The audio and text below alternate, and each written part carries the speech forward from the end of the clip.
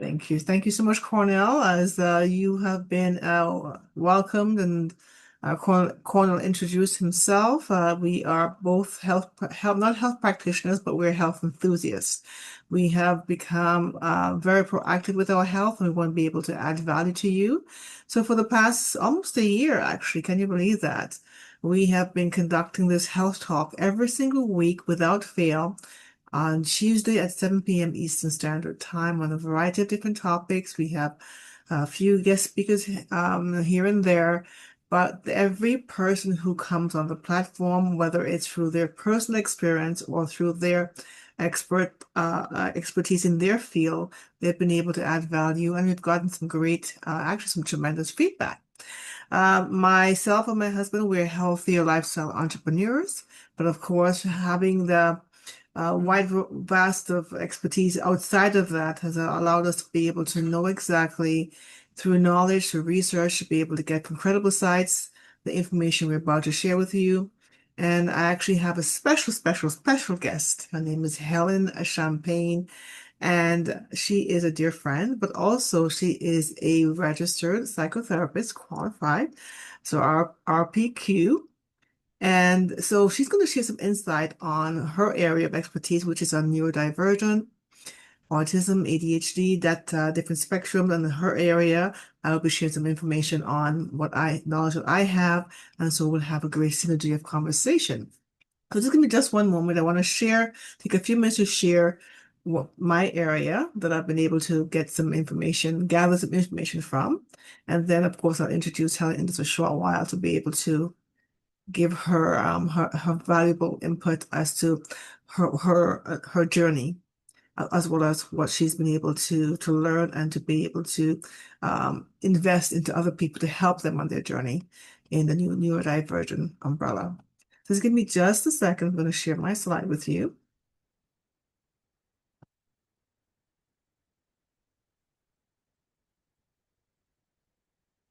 Right. And if you can see my screen, if you can see my screen, as I share this now with you, you could put sorry, 2 in the chat. And I'm going to share that now. All right. So I actually share this. If you can see the screen, if you could put a 2 in the chat, I'd appreciate that.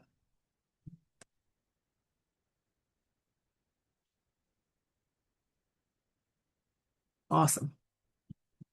Thank you so much. So this is Helen. You can see her beautiful smile, her beautiful profile picture.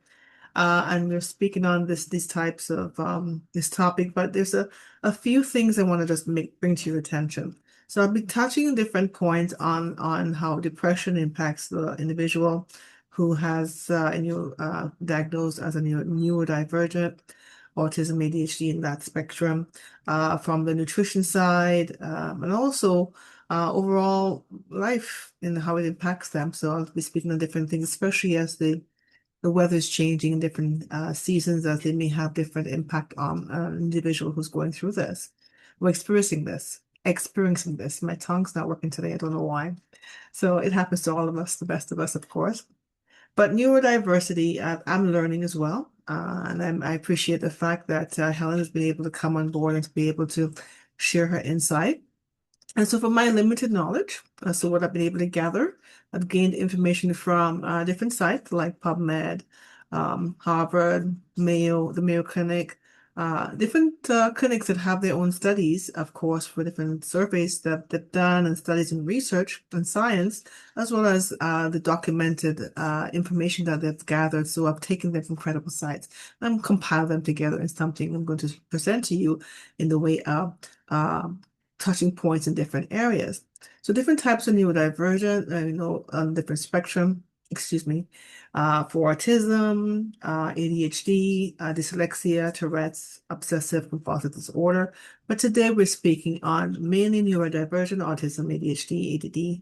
I'm not going in depth into other areas, but we're all aware of the certain types of spectrums in the way of in this type of neurodiversity, I call it the umbrella. So the neurodivergent umbrella, as you may see, I won't go through every single one of them, but what is neurodiversity?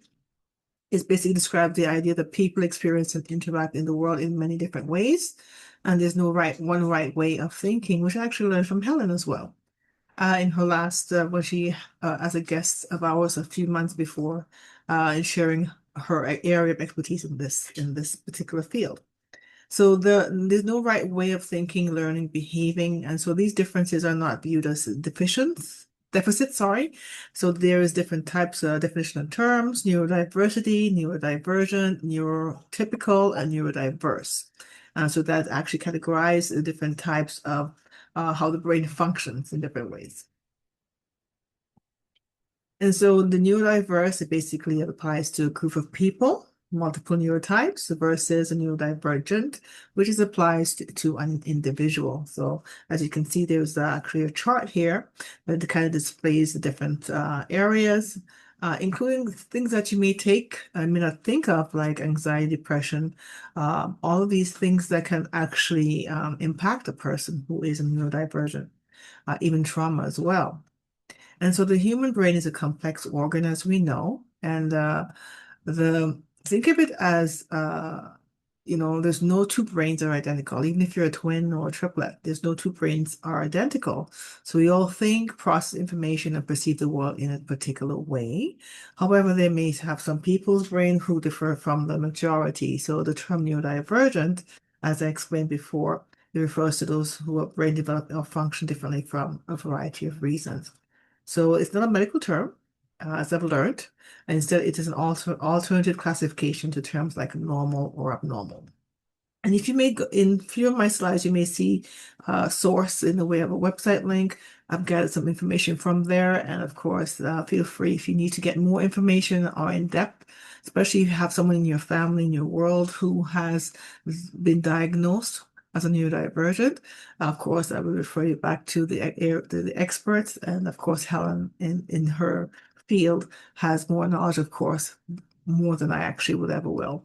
So think of it as neurodiversity as same, but not different. And as you can see the chart, it speaks about different areas, things like hyperfocus, things like highly sensitive people in the way of a category, in the way of how you describe a person who has this type of the way how the brain function, even the distractibility as well.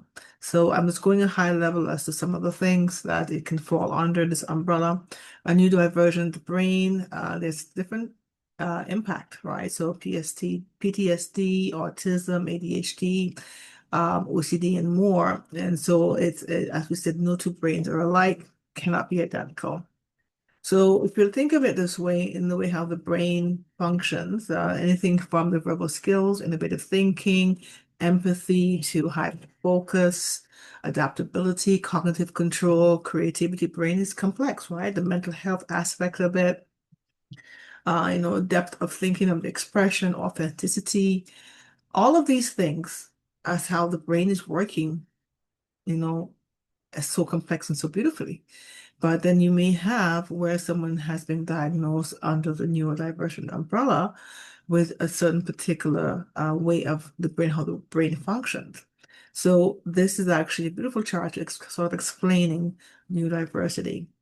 And so just to break down the dyslexia, autism, and ADHD and so forth, I'm going to focus on three out of the many apps you're seeing in this chart. We know autism, typical strengths associated with autistic people at work includes problem solving, analytical thinking, someone who may have been diagnosed with ADHD, insightfulness, creative thinking, and problem solving are strengths often associated with someone who has ADHD with an ability to multitask and take calculated risks.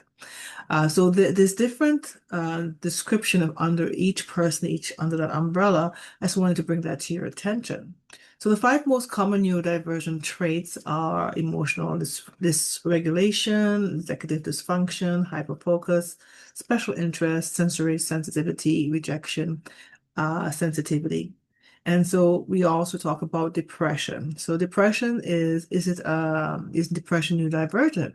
So depression is not universally classified under someone who has been diagnosed as being neurodivergent. because it may fundamentally differ from different types of under the traditional definition of that. So the relationship between depression and neurodivergence is complex, multidimensional, and the opinions can vary depending on who you're speaking to and the area of expertise that they're point of view they're coming from their studies and their findings.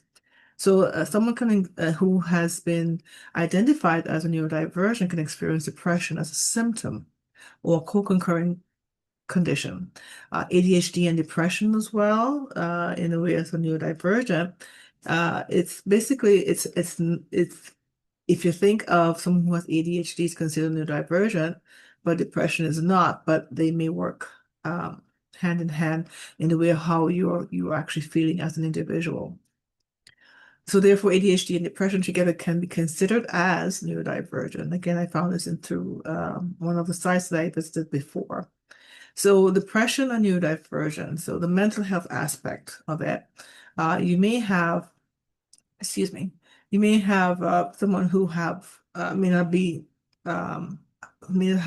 may mild or moderate or severe depression, but also think of someone who may be going through PTSD, post-traumatic stress disorder. They share commonalities with a neurodivergent, and so they may overlap. So it doesn't mean that in this particular case, someone who has PTSD is a neurodivergent, but they may have overlapping symptoms. So, for example, intrusive thoughts, sensory sensitivities, difficulty with emotional regulation, observed with someone who has PTSD. And some of these can be similar traits in someone who's been told that they're neurodivergent in the way of their symptoms, how they respond to trauma, diverse perceptiveness, and of course, recognizing that the PTSD as a neurodivergent acknowledges that there's a diverse experience. So, being properly diagnosed with individuals like Helen, who is a registered psychotherapist, would be a great way to be able to determine through assessments and through tests if this would be something that's impacting you.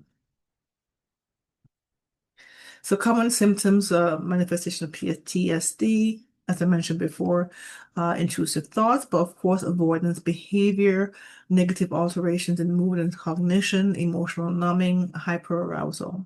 So discussions of how PTSD may share some traits with neurodivergent conditions. Think of it as if have never been diagnosed with PTSD or you have. And then there may be a gap in what the assessment because you may be under the umbrella of a neurodivergent, and so that can become a misdiagnosis. So again, as I mentioned before, I'm not a health practitioner, I'm a health enthusiast. So giving this information to you from the credible sites that I gathered this information to put under one presentation, this is something that's been mind-opening for myself, of hopefully for you as well. So the PTSD symptoms can resemble those of I mentioned before neurodivergent. So the individuals who have this, it can be, according to the studies, show that it can actually complicate being diagnosed and giving the right type of treatment. So again, you are your best doctor. You pay attention to yourself, you pay attention to what's happening to you, you sort of track what you're experiencing, what you're eating, how you're thinking, how you're moving, how you're sleeping. And so when you go to refer to an expert in that area, you can actually provide them with more detailed information on what you're experiencing so that it can do process of elimination, determine if you are or aren't a person who has PTSD or you're under the neurodivergent umbrella. So the impact on daily life can vary. Daily life can vary. What disorder do you think you may be classed as? Well, of course, you're not the person in that area of expertise, but at least having some knowledge of what you're going through, what you're experiencing will take you into the right path to be able to get the right diagnosis or the right treatment. And no one treatment is basically can fit one person. It depends on what the symptoms and traits are to better able to help you to have some normalcy, quote unquote, of life, of the daily operating, of how you operate and carry on your day. So being neurodivergent comes with strengths and challenges that impact daily life. Neurodivergent individuals individuals often experience the world in a unique way, which can influence how they interact with the environment, how they approach tasks, and of course, how they manage social situations. So, for instance, a person with ADHD and let's say autism have difficulty with time management, completing tasks, or understanding social cues.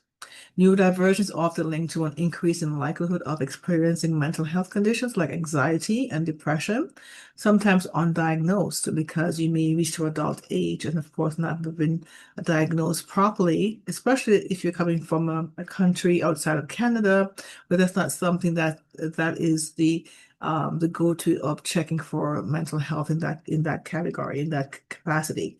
So it can be diagnosed at an early age, later stage, and sometimes never. So demonstrating these exceptional creativity, problem-solving abilities, or hyper-focus in certain areas of interest is a plus. And of course, excuse me, there's two sides to every coin. So think of someone who has ADHPI, which is under one of the subtype of ADHD, of course, as a neurodivergent. It's basically attention deficit to hyperactivity disorder. So categorize symptoms of inattention, disorganization, and difficulty finishing tasks. So there's three core symptoms of the ADHD. ADHD-PI is the inattentive type, which is ADD. So thinking of the different, in the way of ADHD as a spectrum of experience and traits, as you see a chart here, the spectrum that we are looking at here could be from sense of time to sensory assimilation to impulsivity, emotional regulation, and more. So you may be not diagnosed as a child, but of course, if you have some of those symptoms, you can maybe ask to be tested, and there's nothing to fear. Unless you fear of the unknown, of course, delving into that for yourself for your mental well-being is something to help you to go from, not functioning the way you want to versus to function the way you would like to. So signs of the inattentive, I'm going to not go through every single step here, but here's just a few highlight. One of the main things is being forgetful in your daily tasks or activities and chores, missing things or being easily distracted. You have that square moment, so to speak. And so missing details, difficulties organizing your time, avoiding work, things like that. Simple things that you may not put two and two together to make four, and not realizing that this could actually be some of the traits that could be categorized under ADHD or ADD, under neurodivergent umbrella, so to speak. And so having a brain that constantly wanders, struggles to remember details, this also the task I mentioned before, predominantly inattentive. And as I mentioned before, there's the plus side to ADHD, which is being hyper-focused and creative and innovative, authenticity at your work, and of course, detail processing. And of course, as I mentioned before, with the weather that's changing, it can actually impact. There's a chance that you may be super sensitive to the change in the seasons from summer to winter to summer to spring to summer to winter and in between fall.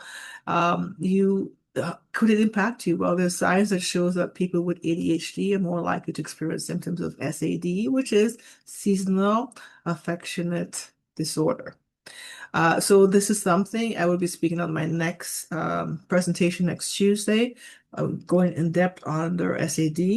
But apart from bringing down your mood or productivity and energy level, the change in the season might also affect the severity of your ADHD.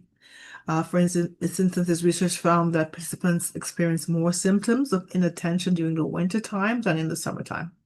And there's a reason for that as well. There's an actual link below that shows that. Also for the signs of seasonal affective disorder, it's more actually more in women, impact more women than it does for men.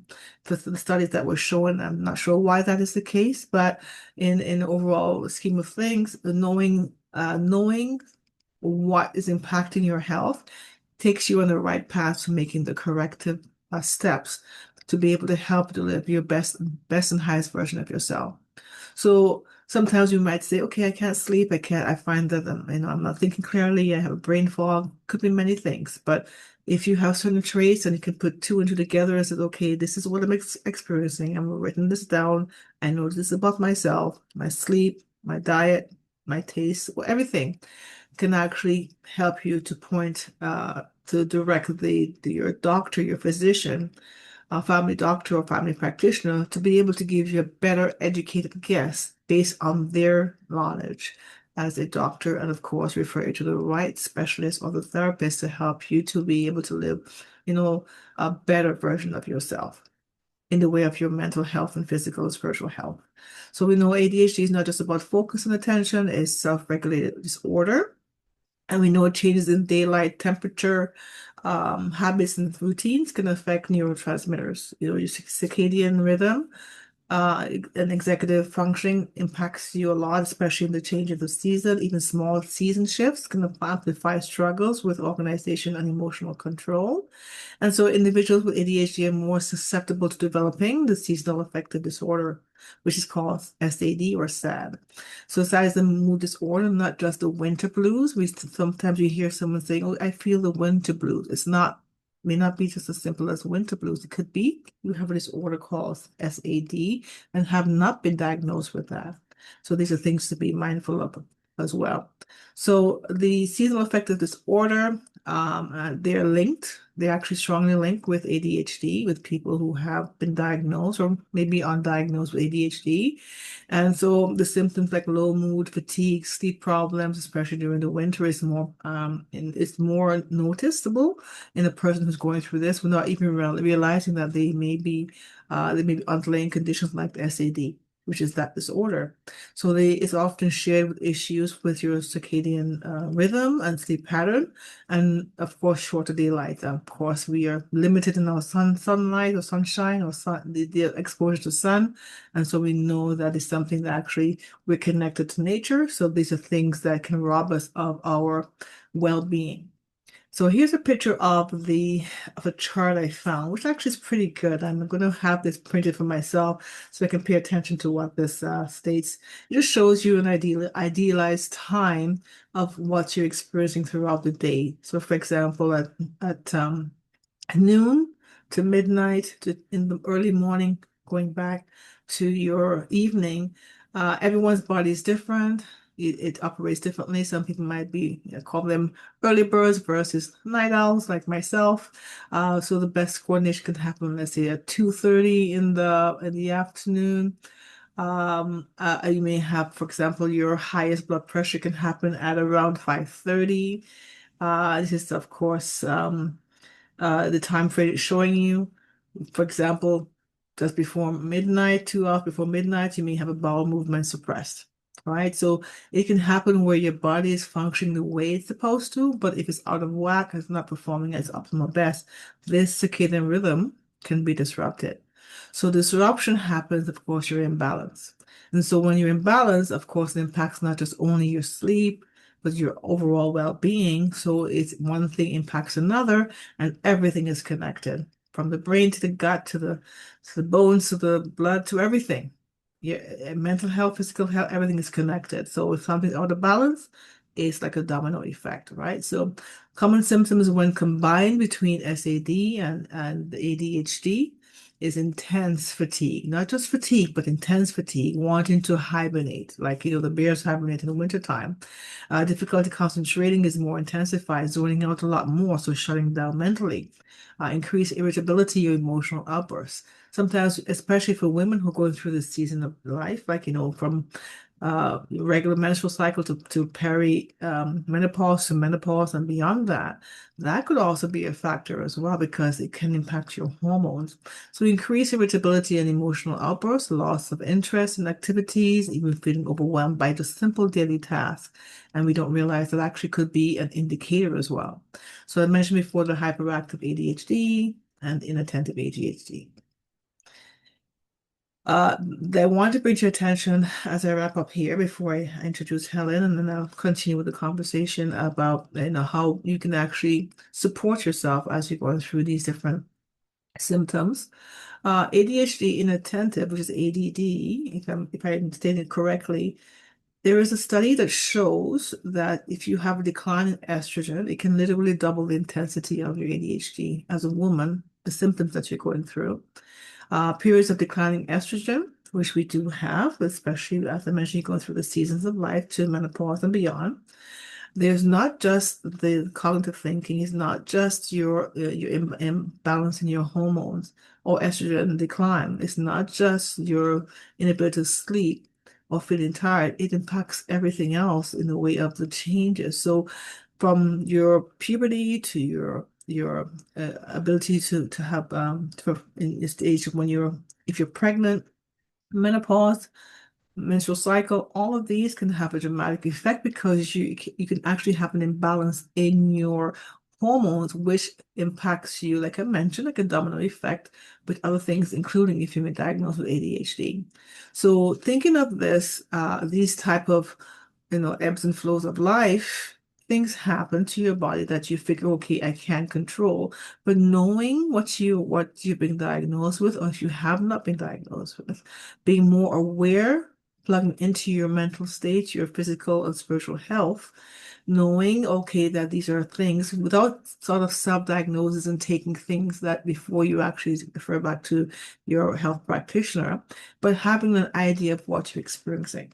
And of course, you'd be able to articulate more effectively with your health practitioner or your therapist.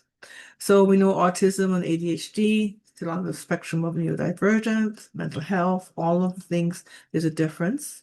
They overlap as well in some of the symptoms. And I'm not going to go through this, but I thought this was a great chart to sort of show you.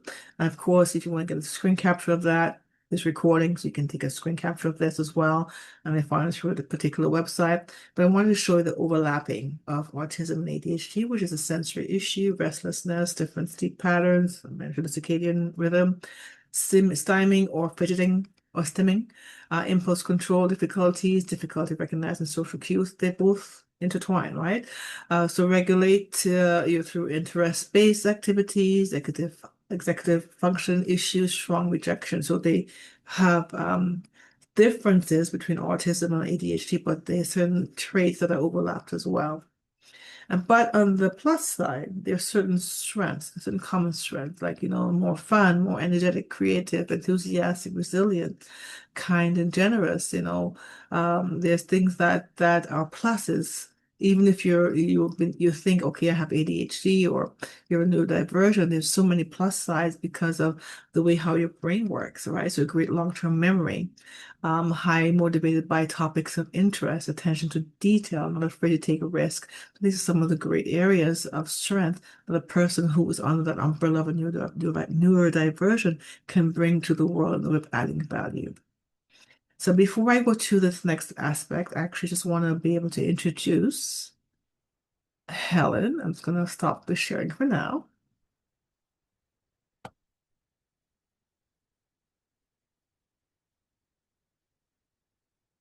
For some reason, I can't stop.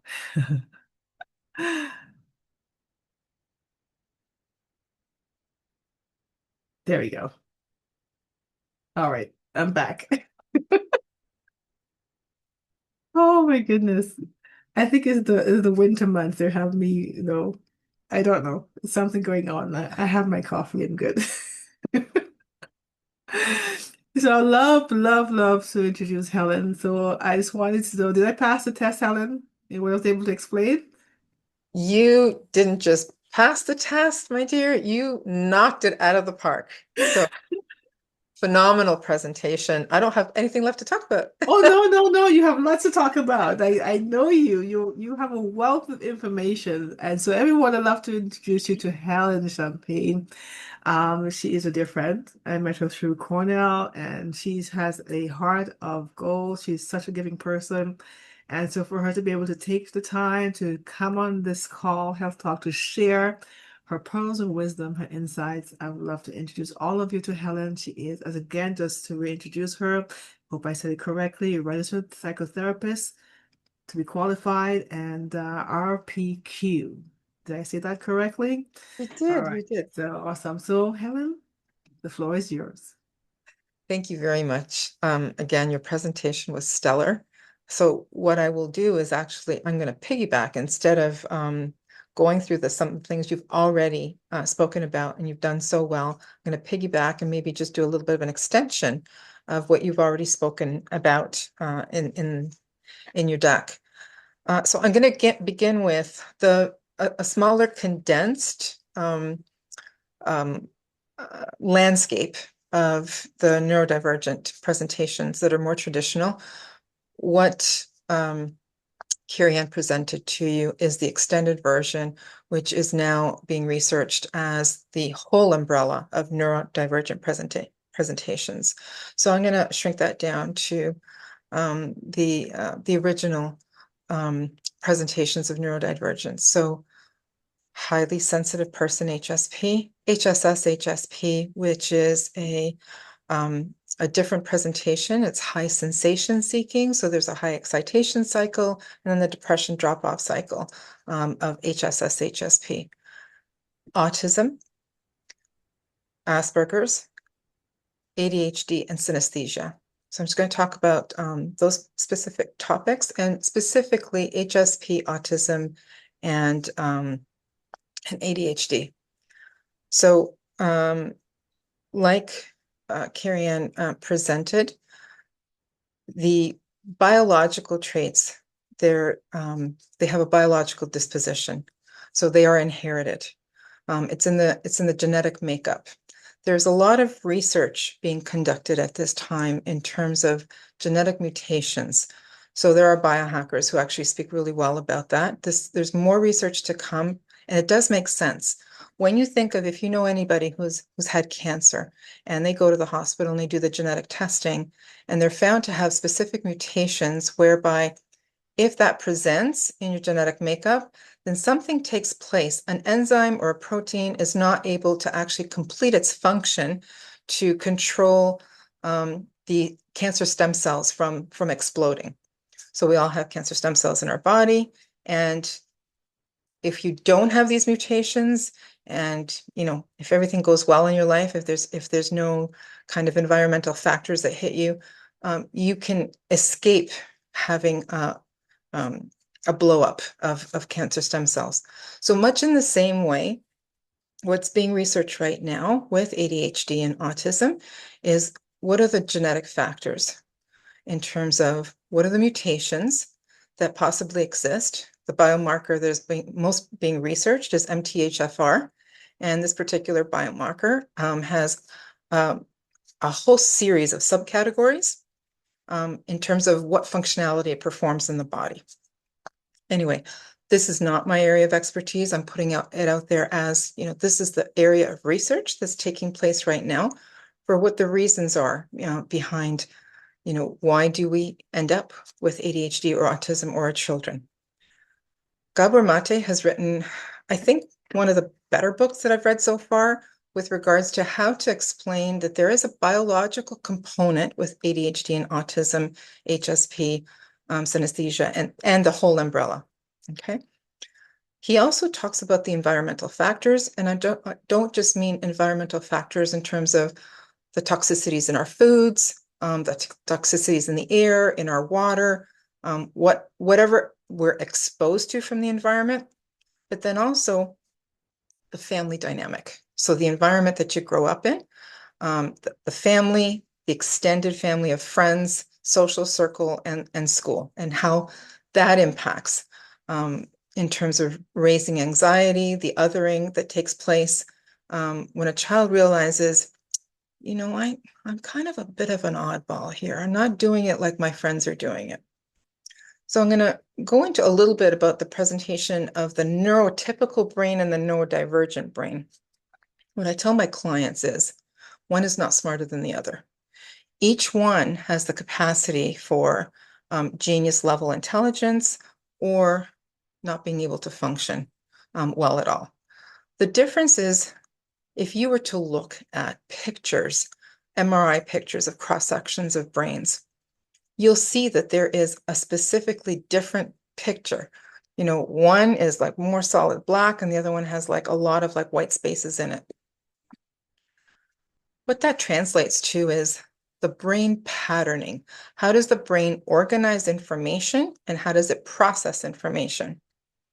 So there are gifts in neurodivergence. I tell my client, you might have felt like the oddball out as you were growing up.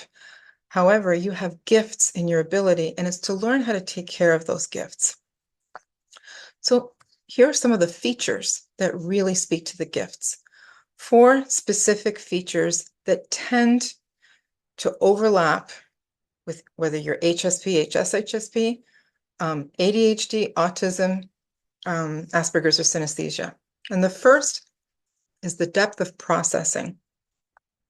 So typically, the ADHD autistic brain will process things deeply. It's going to look at every little specific piece of information. It's going to organize how that information looks as if it's plotting a map to say, this is how I'm going to look at this whole thing. It looks at patterns. What tends to be quicker with people who have ADHD or autism is the ability to identify an anomaly, a pattern, a break in the norm. So you know those little puzzles where it's a picture of a whole bunch of leaves and somewhere there's a cat and it says, how quickly can you find the cat in the mess of leaves?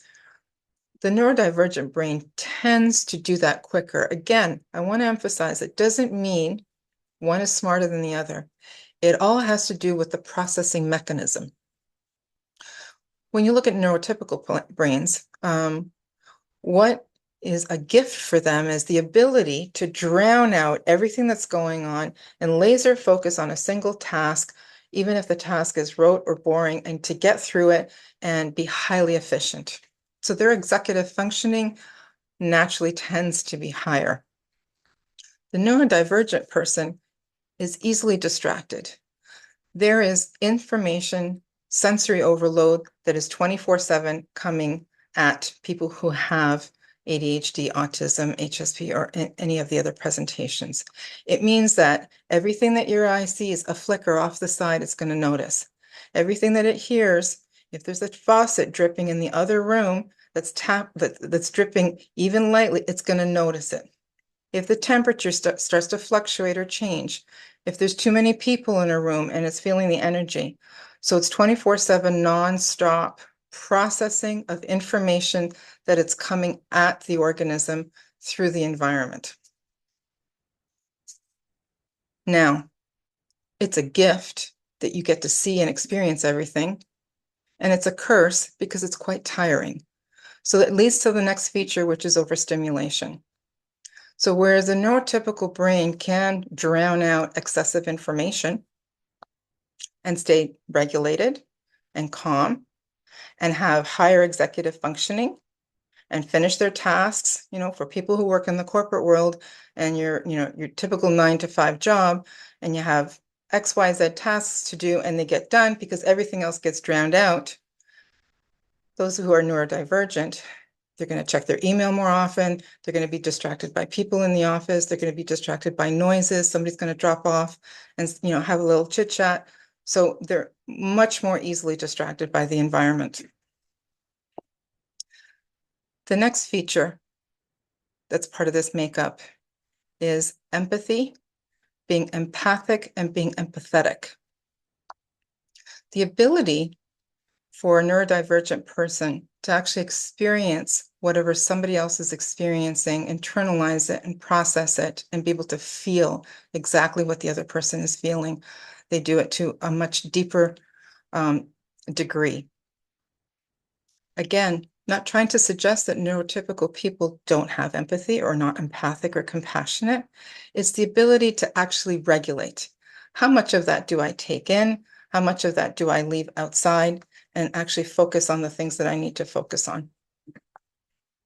So traditionally in history, sages and court advisors were people who were neurodivergent because of their ability for noticing anomalies in patterns, noticing a society, an environment, and feeling the empathy of people, and being able to report back to a king, a leader, a ruler,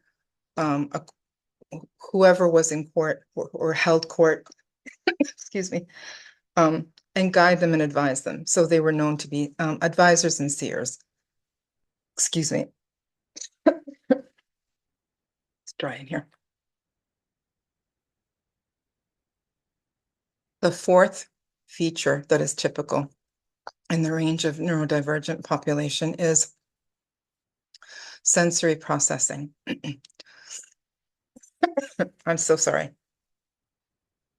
So because our senses are on 24/7 and being overstimulated, the nervous system is taking on a lot more information.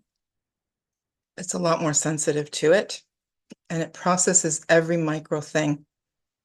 Over time, when I work with neurodivergent clients, I coach them to help them learn what is the most important information that your body really does need, and how do you drown out things that really, it's superfluous information. It's not going to make a difference. You don't really have to put it through the processing wash cycle, and make your day a little bit more efficient.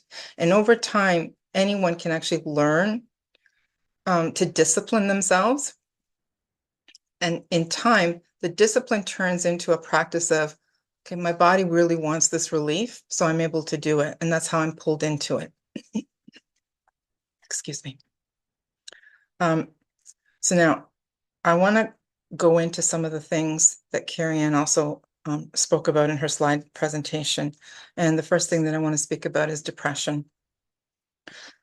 The correlation between ADHD and depression is quite high. From a biological perspective, okay, there is a possibility for a comorbidity. So somebody can have ADHD on its own and depression on its own in the true ways that they actually exist. What is also quite common is the children who are not obvious candidates to be assessed. So in a classroom, if a teacher notices that a child is acting out or, not unattentive or not paying attention or is difficult, their behavior, if it's obvious, gets caught, and they'll be sent off to a psychometrist for psychological assessment testing. The rest of the kids that get missed, they're not at the top of the range, but they're actually in the range, and yet they can function and get by. It kind of hits them later on in life because executive functioning kicks in terms of how easy is it to get homework done or not easy to get homework done because they're distracted. So they don't really know that they have either attention deficit disorder or that they're on the spectrum, but they do suffer from the executive functioning. Where it sometimes turns into depression is the experience of how they fit in their social network or in the family dynamic, because it happens at a very young age where that child will notice, well, I'm not doing things like, the other kids in my class or my friends are doing things, or there's some quirks or some quirkiness to the behavior or some peculiarities in the behavior, and it gets noticed, and the child will get mocked or laughed at, or because they're so sensitive, they're highly empathetic. Something that another child will think, oh yeah, that's sad, and move on. The neurodivergent child will really sit with it. Oh, you're too sensitive.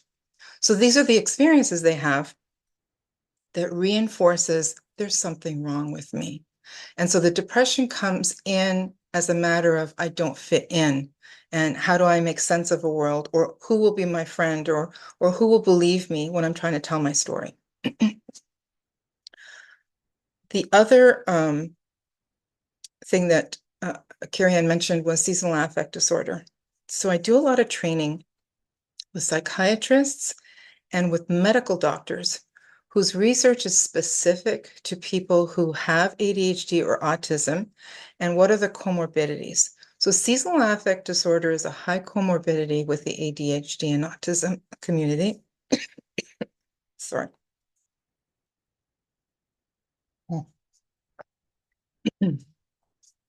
And The research is still fairly new, but it is conclusive in terms of, what else do they discover with how the two become comorbid, has to do with, again, sensory processing. A person who is neurotypical with seasonal affect disorder, Harvard research suggests that a function that has been kind of like gone through the evolution process and dismissed, some of the population still does it. So the hibernating function and the rise in melatonin during the winter months when there's not enough sunlight is what is one possibility for why people end up with seasonal affect disorder. So it's just something that has come down the ancestral line, and for whatever reason, that functionality is still existing in people. The other thing that I wanted to talk about is nutrition, supplementation, and those self-care needs. I would like to preface this by saying I do not have the level of expertise to speak about nutrition and supplementation. So I just want to give some highlight information as part of the self-care routine. In North America, the recommended suggestions for supplementation and nutrition. Excuse me, I'm so sorry.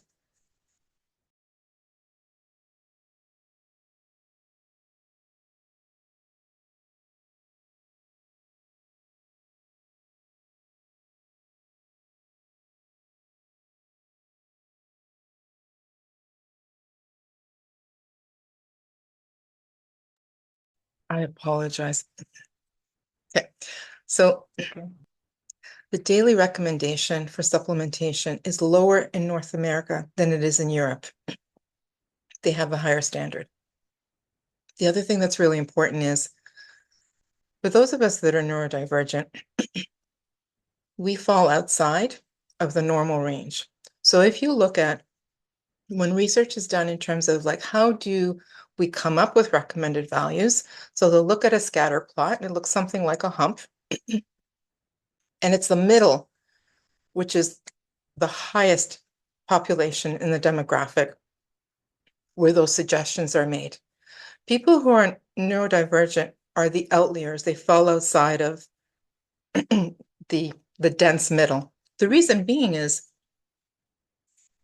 as you use or process all the sensory information, as the stress level builds in the body, it actually uses up more of your vitamins and your minerals in processing. So if the neurotypical person is drowning out all the extra processing, they're just laser focusing on a single task, and their brain isn't working on everything else that's going on in the environment, then the body is not utilizing all of its stores to actually support that. It's one of the reasons that is found in the research, and this is medical doctors performing this research, not psychologists. So the other thing I want to talk about a little bit is the neurobiology of a neurodivergent person. What I tell my clients is, if you can imagine how a seismograph works, that it's housed in a concrete building, and you will not feel that there's an earth tremor unless it's like a major earth tremor, but we're talking about like a 1 or a 2.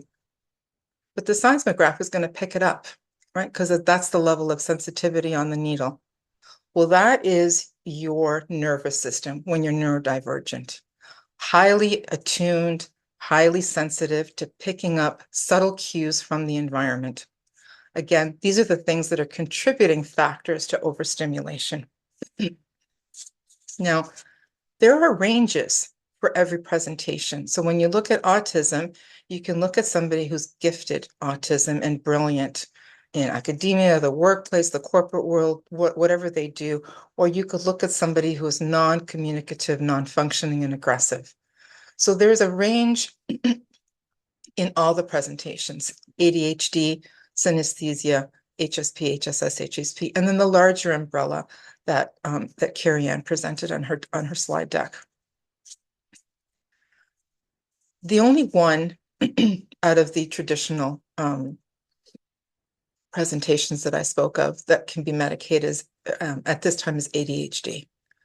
So when we talk about people who are at the top end or in a pretty healthy space of their ADHD presentation and how they have trouble focusing or staying attentive or um, um, not being effective, or that their executive functioning skills are suffering.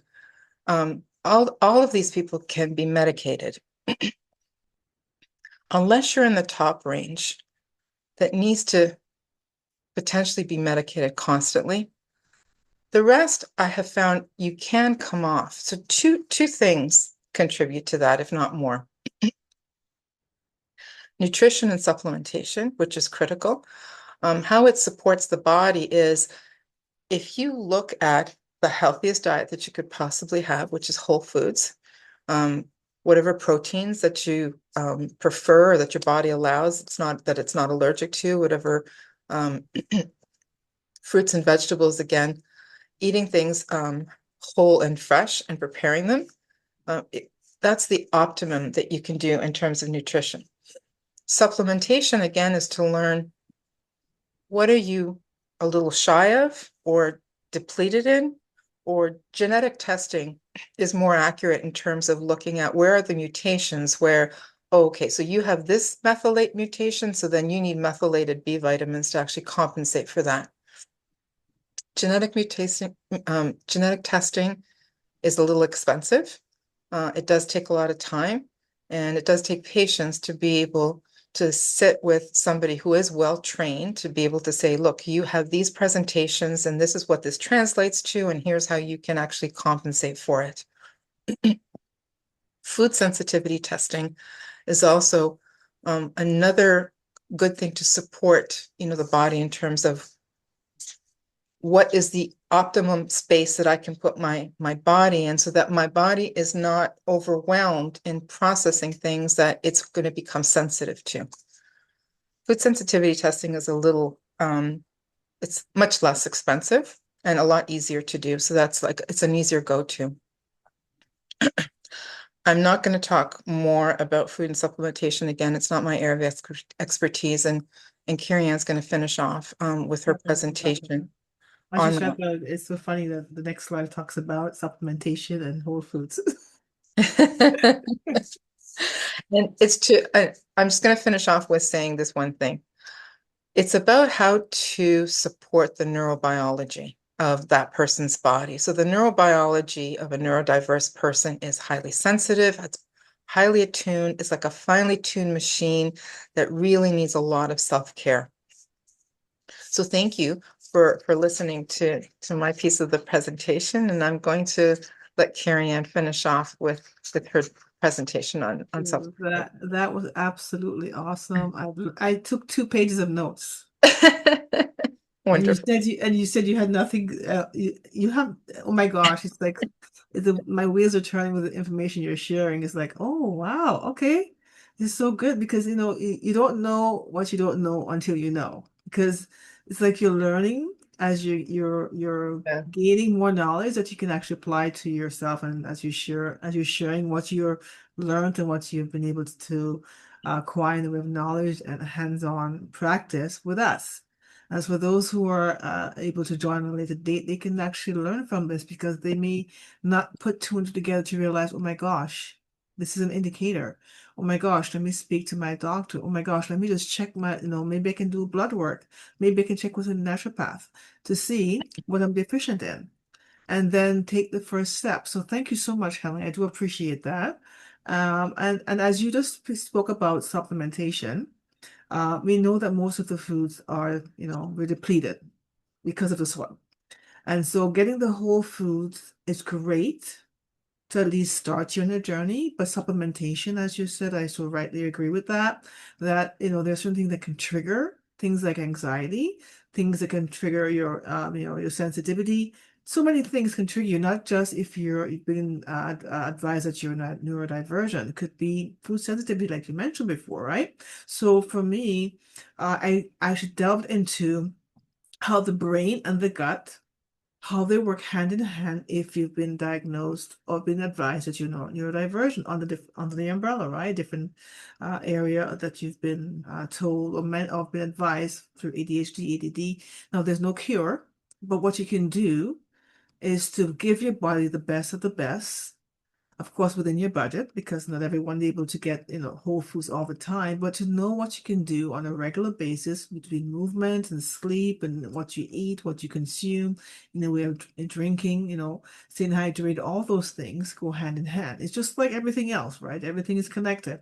So the brain, the gut, the hormones, your microbial activity, all of these things go hand in hand.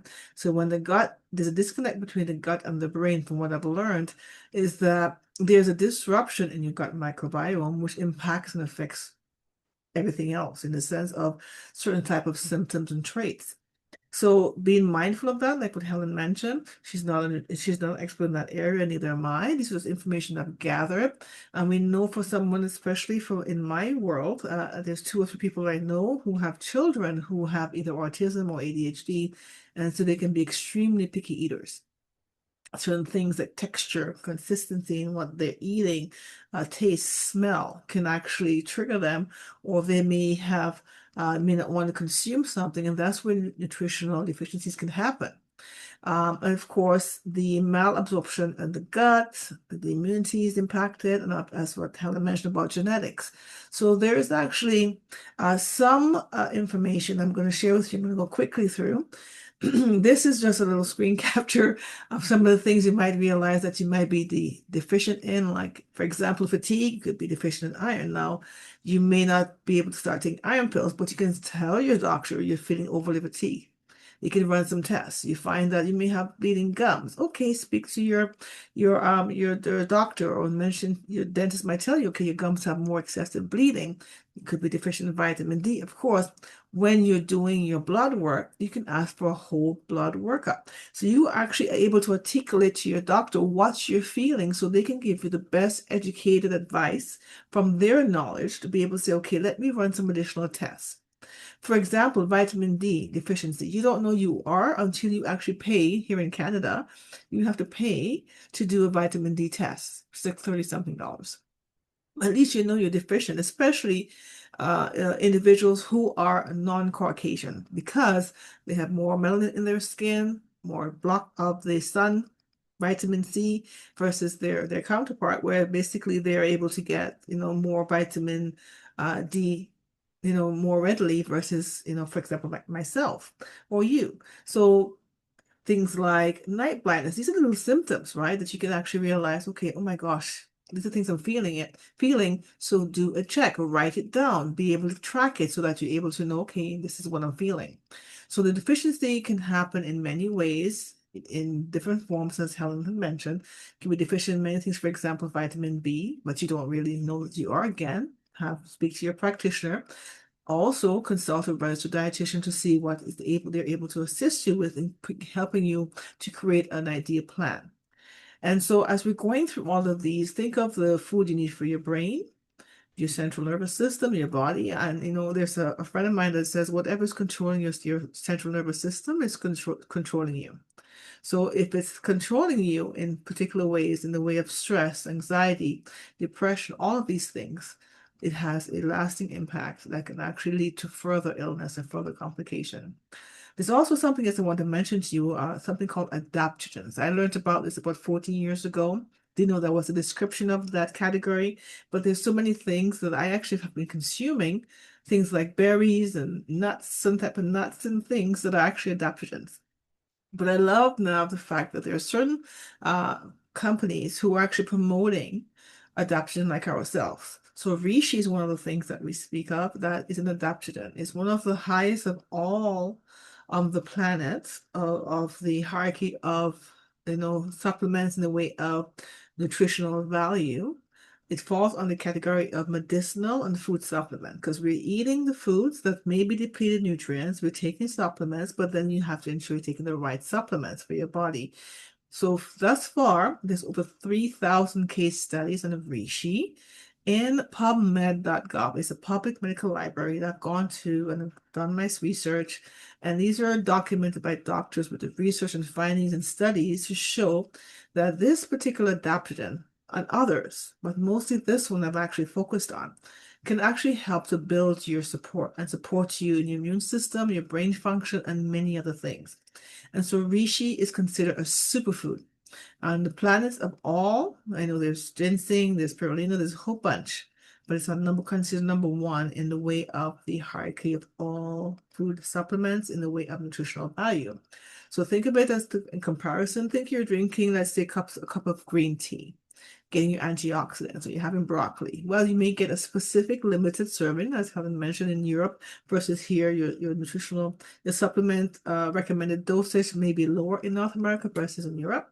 But think of it this way, you're having, let's say, reishi, in whatever form it comes in, a tincture, infused in something, in a capsule, you're consuming that and you're getting at least 3 to 5 to 10 times the amount of antioxidants that you normally get in certain types of food and beverages.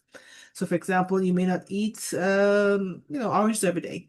You may not have chocolate every day, but you're getting some sort of antioxidant, but not enough. So think of having a supplement that you can add to what you're doing in the way of your daily regime of how you consume food, what you prepare, how you prepare your meals, and so forth. And so with that, I want to share with you a company that we represent called Organo, and we have one of the highest quality of this reishi, or we call it Ganoderma lucidum. It comes into many different ways in the way of like on its own in a capsule form or versus, let's say, in beverages like cocoa, teas, coffees, even in toothpaste, believe it or not, right? So the thing is that I've actually realized is that until you start consuming and changing the way that you eat and drink and think and sleep and move, your body will perform at that level. But once you're consuming the right things, your body will not lie to you. It tells you exactly how it feels. And so here are some PubMed studies I want to quickly go over. I know that with the what Helen mentioned was I am not a nutritionist, but of course, as I mentioned, I am a health practitioner. So I go to credible sites that I can refer you back to where you can in your leisure time, you can go in depth with all the studies. So just a high level points of some of the PubMed studies. You will see PMID in my slides. You go to pubmed.gov, you enter that PIN, that ID, and you can, at your leisure, you can go through for more detailed information. So not only does it defeat stress and supports you with into going through a journey of depression or inflammation from chronic to mild to major depressive disorder, it actually helps to alleviate those type of behaviors. Of course, reducing the inflammation in your body, helping to support your central nervous system. Also, it has no adverse effect on your immune organs. So that means that there's no negative impact, there's no toxin buildup, there's no toxicity to consuming this particular superfood that, as nature designed it to be, has many different benefits and more. So it's a few of these things that I'm mentioning to you. The actual Ganoderma comes into 3 stages. It's grown and harvested, which is the roots, which is called the baby Ganoderma. It's the roots, mycelium.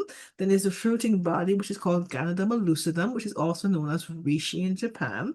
And that actually is what the main thing you're seeing on this slide. And then there's something called spores. These are the Ganoderma lucidum spores, or reishi spores, that sort of goes back into the air onto plum logs, and the circle of life starts again to regenerate this particular mushroom or superfood so that it can actually grow more. So those actually seeds, we have a patent that actually gets all the nutrients out of the shell, 2 shells, and allow you to get able to benefit from the actual benefits of consuming it. So for example, we know our body needs antioxidants, polysaccharides, terpenoids, all of these things, flavonoids that we get from our food. Think of this as a super dose of what you're getting 10x or more. So your body is an adaptogen. It goes into your body, into your bloodstream, into your, it supports your organs, supports your brain function, your gut, and many other things. And it does what it's supposed to do. Now, one person may have one experience versus another. For myself, mine is my seasonal allergies, no more headaches as I normally get. But someone who may have an extreme, like for example, who have individuals who've had, I got a testimony back from someone who had, issues with their heart and their breathing, respiratory, and they have given us a feedback as to what they've experienced in a way of improving in their quality of life. So this actually considered it as a food supplement, not just a medicinal supplement. So it actually performs the way it's meant to because your body takes what it needs, and then of course it takes away purges what it doesn't need, right? So not only is it helping you support your mood, helps with anxiety, it works as an antidepressant, it helps improve restlessness, insomnia. Sometimes you may have forgetfulness, so that actually helps to improve that over time. And it has many other benefits, but you can, if you're taking medication of any kind, according to PubMed, it can work as a complementary or alternative medicine for depression and any other condition you may have. So, for example, let's say someone has a medication you're taking. Normally, if you take things like ginkgo biloba or turmeric, things like that, you cannot take certain type of medication. Whereas in this case, you actually can, according to the studies that we found. So it improves your cognition, it helps with your neuronal damage, all of these things over time. And so if you're looking at a way to supplement what you're doing, or if you haven't started that journey, I said this would be a great way to be able to say, okay, let me try this for 30 days, 60 days, 90 days to see what my body, how it's performing. And not only is this helping with the central nervous system, helps with relaxing the body, helps with sleep, it helps to gives you a calming effect to nourish your nerves and calm the mind. It's considered the herb of spiritual immortality in the way of helping with you're being calm and centered and more and actually de-stress. So these are many things I want to share with you. That's the Gandamalucidum. The next would be the cordyceps. It comes in different ways. In our case, with our company, it actually is infused into teas, and it helps with not just on its own, but synergistically with the reishi. Helps with, of course, with depression, mild stress. Of course, these are the symptoms that you may experience if you have been classed under a new neurodivergent. And so these are things to consider. In addition to that, if you have pain associated with depression on its own or anxiety, it actually helps to relax the body and to alleviate these symptoms. You may even have seizures. You may have episodes of that, depending on the condition that you have. It helps to reduce inflammation in the body, but also it helps to balance the hormones. So, for example, you may have symptoms of that. If your estrogen is low, you have mood swings, tiredness, all these things actually helps over time to reverse those or to be able to minimize those type of experiences. The gut brain, as I mentioned before, is not only the Ganoderma, the cordyceps, but also lion's mane. One might go to as well. I've been consuming that for the last, I think, 3 years. Infused into a beverage we have on our platform. It helps with cognition. I found that my brain, my alertness, how I'm able to coordinate myself is much more sharper because I'm consuming this on a daily basis. And also, I found that in my mental clarity. So it helps with all of these things, but also to help with the gut brain axis. So your gut microbiome. It helps in improving that over time. Of course, it goes hand in hand with eating right, choosing the right foods, making sure you're not stressed, giving yourself, the activities you need to do to be able to stay balanced with exercise and sleep and having a positive mental attitude in many things. So it's not just a cure-all for all of these things, but everything works hand in hand. So think of it as you're adding to your health journey something that can help you in the way of what you're experiencing that's not in alignment with your best and a best version of yourself in the way of health. Now, is it going to work for you? I don't know. The body doesn't lie. It tells you exactly how it feels, but I know what it's done for me and my family.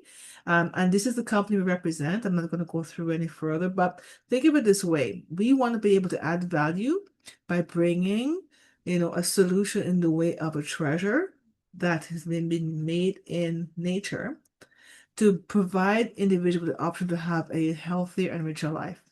And so we are brand with a purpose. So think of this as a passport to holistic wellness. We are a brand that's been operating for 17 years in Canada. We're a Canadian company, over 32 plus countries. And of course, we want to provide the best. And of course, with Health Canada, we do have a certification as well as with 32 other certification, including EcoCert. We know that certain things, for example, like bread cannot be moved, travel from here to the Europe because of certain ingredients. So we made sure that we are well-rounded with our certification. But think of it this way, if you were to make one small choice, it can actually have a lasting impact. So who do you know that can give the gift of health, especially in this season where things are turbulent, things are challenging, health-wise, financial-wise, all these things, and your mind is not at rest. So we want to approach with a mindful, positive approach to wellness. And so as I share this with you, this is the brand that we represent as I wrap up. This is a world-leading brand, and I'm so proud to be one of the ambassadors to be able to promote this wellness through this brand with many of our partners. For us, it's to be able to give the gift of health through a simple sachet, simple cup of coffee, even through the capsules, through toothpaste, through many other ways. But what I like about this is that I can get my daily dose of nutrients in whatever flavor I like. So these are all different types of delivery mechanism. Think of, you like coffee, you gravitate to coffee. You like teas, you gravitate to teas. You like supplements, you gravitate to supplements. So you are able to have choices as how you can get this actual organism into your system. So these are all delivery mechanism. The gift of the genius is the organism infused into these products. So as I share this with you, think of you having the option of getting something online that's not authentically organic because they're grown in plastic bags versus as nature intended, which is what we have. So you can tell the difference is how it is in the market, maybe cheaper, but the quality isn't as what we have in the way of having it absorb into your body. So as I mentioned, it comes in capsule forms, not just in beverage forms. Just think of you unlocking your full potential with health, right? It doesn't matter in what stage or level in your life you start in life. The goal is to start now, to be able to make the decision. Whether you decide this is something for you or not for you is totally up to you, because at the end, you're living your optimal best, the best version of you every day. And as you improve your life, you know that it can only get better and better because of the choices you make for longevity of life. So as I want to mention to you as I close this off, we have a limited time offer. There's free shipping for now, and I think until the end of the year, maybe maybe next 2 weeks before Christmas. Can you believe that? If you were to purchase through your website, anything $50 or more, shipping is free. Whoever invited you, refer back to them and they'll be able to guide you accordingly. And so for us, we're so happy to be able to share how we discovered wellness with Organo. And of course, we want to continue this in the way of sharing wealth, sharing all of this through just providing the best of what we are and who we are. And so with that, is there any questions that you have that you love to ask? And please don't be shy. And I'm actually going to read the comments here to see if there's any questions here. Oh, okay, I'm actually getting some good feedback here from the comments, so thank you. Oh, okay, we have a guest that's just saying goodbye. All right, well, thank you so much for your time. Thank you, Helen. I really do appreciate it. I appreciate you and your pearls of wisdom. I told you I would get information. I have like 2 books, 2 pages. I'm good. It was Uh, my pleasure. Thank you for the I am, my brain was like, oh my gosh, oh my gosh, oh my gosh. All right, so thanks everyone. Have a great evening. Blessings to each and every one of you. Continue the great health. And as we continue walking hand in hand, we want to add value to every person we meet and leave them better than we've met them. Have a great evening. Take care. Bye bye for now.